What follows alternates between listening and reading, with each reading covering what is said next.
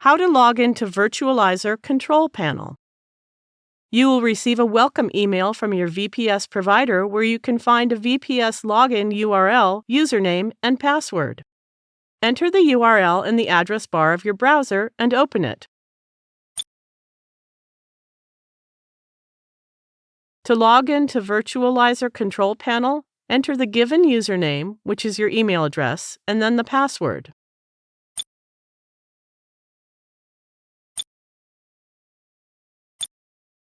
We can now manage VPS from this VPS management area. We will check the VPS status, etc., also in another video.